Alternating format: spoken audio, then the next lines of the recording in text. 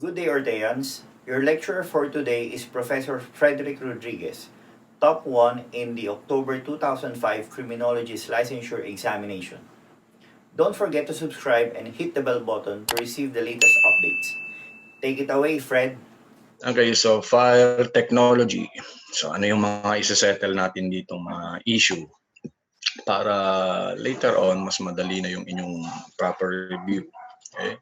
So syempre ano yung fire, ano yung flame, ano yung smoke, okay, types of fire, at saka yung pamaraan ng pagpatay sunog. Right?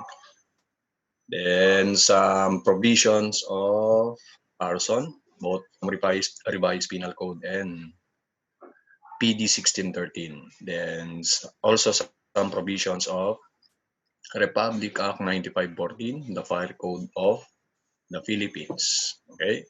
So ano yung mga para tayong mga ayusin natin yung definition of terms para hindi na malito sa pagkakaiba ng kindling point sa boiling point, melting point, then propagation of fire or heat, paano kumakalat ang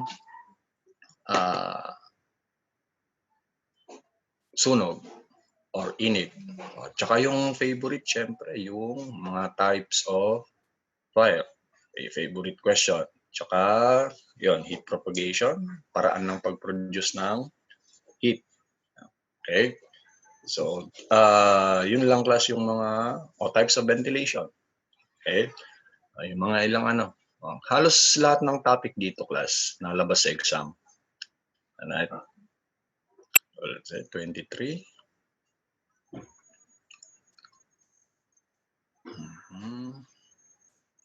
Okay, habol na lang siguro. By the way, ito ay IT recorded naman. Okay, fire technology and arson investigation. Having said that, class, so unang-una, basic. So what is the active principle? Oops.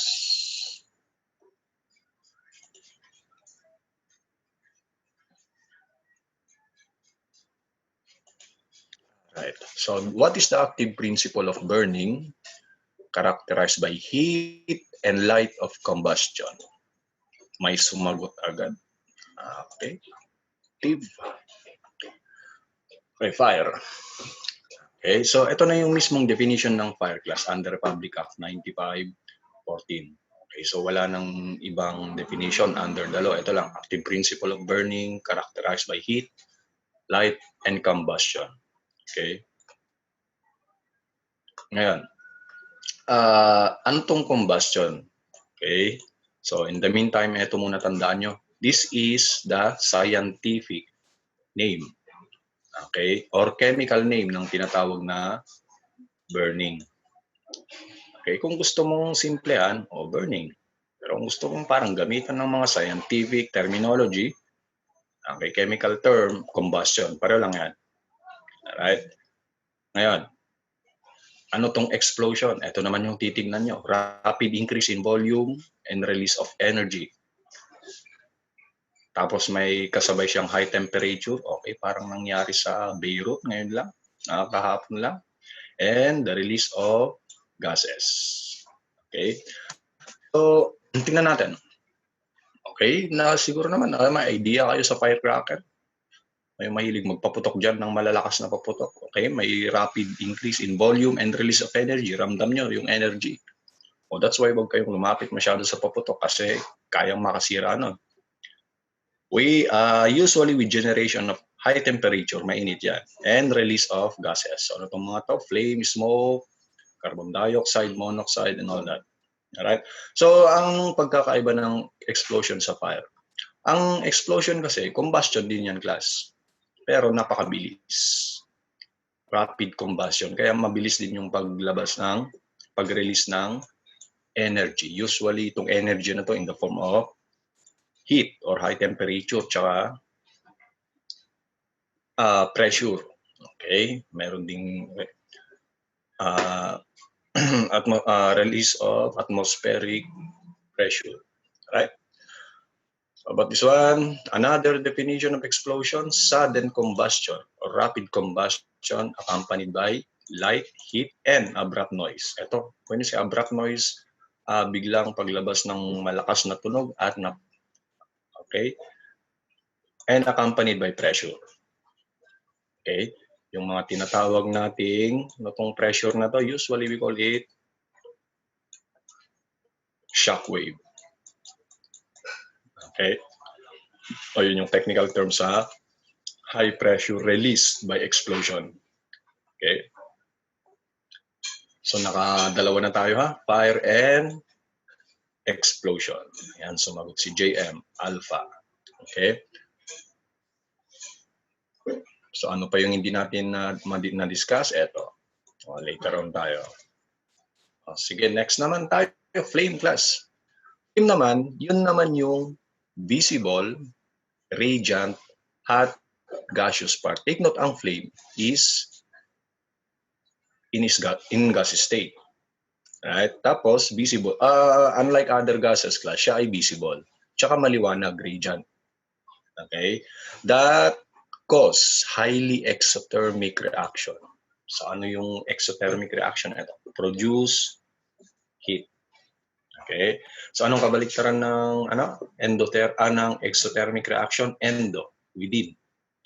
Okay? Absorb heat. So, example, pag nadikit ka sa apoy, mainit. Kasi nagpo-produce ng heat ang apoy.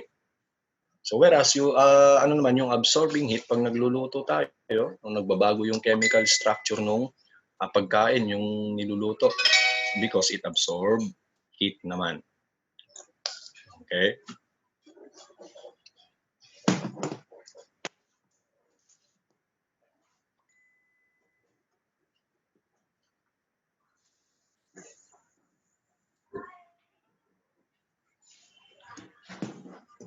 Okay? So ito yung flame. Ito. Tignan natin. Visible, nakikita, radiant, maliwanag, and mainit yan. Siyempre, hot, gaseous, part of fire that produce exothermic reaction. Okay?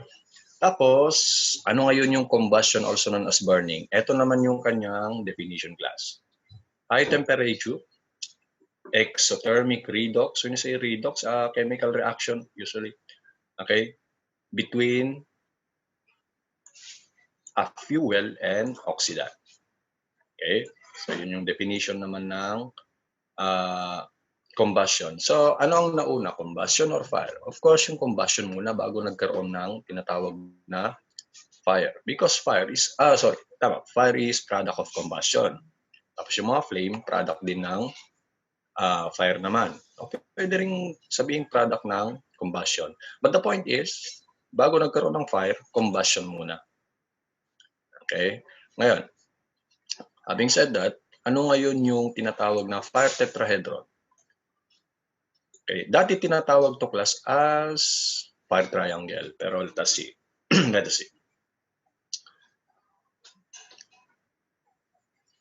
Tinawag na fire triangle because without these elements, walang mangyayaring walang ma-produce na fire. So, ibig sabihin walang mangyayaring combustion. So, heat, fuel, and oxygen. Then, along the way, class, meron tayong tinatawag na chemical chain reaction to make it apat yung element. Okay? That's why tinawag na fire tetrahedron. Okay? To complete the fourth side of a pyramid. Kaya tetrahedron naman. Okay? Now, tingnan natin. Anong importance nito, class, netong tetrahedron na to? Bakit sinama yung chemical chain reaction? Okay? So may kinalaman to sa pagpatay ng sunog. Principle of extinguishment of fire. So question, ano ang mangyayari sa apoy pag binuhusan ng tubig?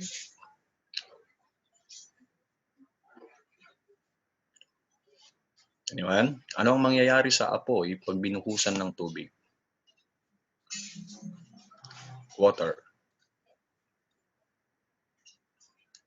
Come on, come on. Tumami. Sagot?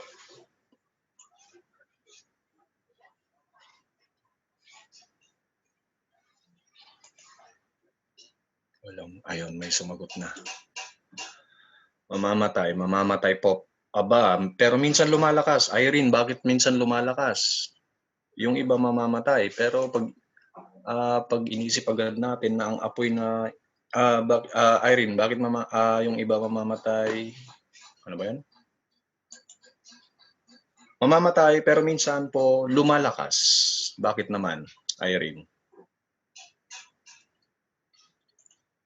Okay? Kung ang nasa isip nyo na apoy ay yung apoy ng kahoy, yung pagkatapos nyo mag-barbecue, mag-ihaw, talagang mamamatay yung apoy. Okay? Pero siguro ang nasa isip, ayan, depende sa host. Ang nasa isip ni Irene ay electric fire o kaya yung mga gasolinang nasusunog, kandilang sunog na sunog. Anong mangyayari pag binuhusan ng apoy? Lalong liliyab, class. O class. So ibig sabihin, pinilit nating tanggalin yung heat. Yun nga lang because magkaiba. Kaya iba yung chemical reaction o kaya merong ibang chemical properties na kasama yung apoy, lalong lumiliyab. Ang tawag doon, chemical chain reaction. Okay? So nakadepende sa chemical chain reaction yung pagpatay or pagbuhay ng sunog. Alright? So that's why ginawang apat yung element to make it a fire tetrahedron. Alright? So again, hindi effective ba ang tubig? Okay? Ang sagot, pinakamagandang sagot siguro ay galing kay Ote, depende sa cause ng fire or we call it, okay? Ayan, from Rachel or Raquel. Pag po may halong gas, lumalakas, yes. Depende sa cause, depende sa fuel, depende sa pinanggalingan ng fire. Okay? Depende rin sa materials. O in relation sa materials naman, anong mangyayari pag inihipan yung apoy? So pag ang nasa isip mo lang na apoy, class, nasa isip mo na apoy is yung apoy ng lighter, kandila, mamamatay. Okay? Pero pag apoy na malakas, forest fire, brush fire, okay? Baka lalong lumakas. Right? So yeah. So I hope naintindihan itong ibig sabihin ng chemical chain reaction na to. Alright? If you want to learn more from him, take our Road to 1 Million challenge. If this channel hits 1 million subscribers, we will release the rest of his lectures. Or you can watch the rest of his lectures now by enrolling in Ortea Criminology Review. Just message us on our Facebook account for more details. See you soon, Orteans!